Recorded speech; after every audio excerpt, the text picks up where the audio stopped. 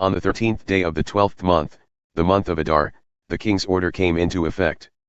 This was the very day that the enemies of the Jews had planned to overpower them, but the tables were now turned, the Jews overpowered those who hated them. The Jews had gathered in the cities throughout King Xerxes' provinces to lay hands on those who were seeking their ruin. Not one man was able to stand up against them, fear made cowards of them all. What's more, all the government officials, satraps, governors, everyone who worked for the king, actually helped the Jews because of Mordecai. They were afraid of him. Mordecai by now was a power in the palace. As Mordecai became more and more powerful, his reputation had grown in all the provinces. So the Jews finished off all their enemies with the sword, slaughtering them right and left, and did as they pleased to those who hated them. In the palace complex of Susa the Jews massacred 500 men.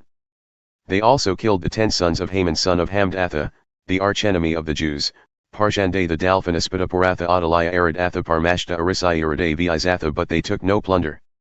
That day, when it was all over, the number of those killed in the palace complex was given to the king. The king told Queen Esther, in the palace complex alone here in Susa the Jews have killed 500 men, plus Haman's 10 sons. Think of the killing that must have been done in the rest of the provinces. What else do you want? Name it and it's yours. Your wish is my command. If it please the king, Queen Esther responded, give the Jews of Susa permission to extend the terms of the order another day. And have the bodies of Haman's 10 sons hanged in public display on the gallows. The king commanded it, the order was extended, the bodies of Haman's 10 sons were publicly hanged. The Jews in Susa went at it again. On the 14th day of Adar they killed another 300 men in Susa. But again they took no plunder. Meanwhile in the rest of the king's provinces, the Jews had organized and defended themselves, freeing themselves from oppression. On the 13th day of the month of Adar, they killed 75,000 of those who hated them but did not take any plunder. The next day, the 14th, they took it easy and celebrated with much food and laughter.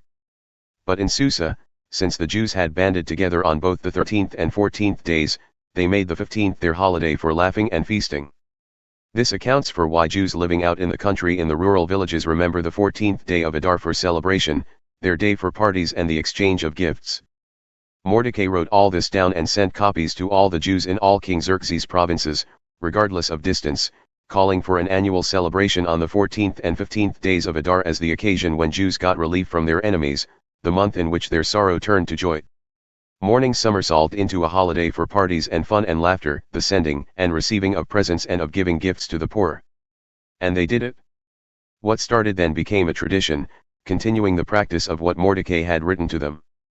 Haman son of Hammedatha, the Agagite, the archenemy of all Jews, had schemed to destroy all Jews.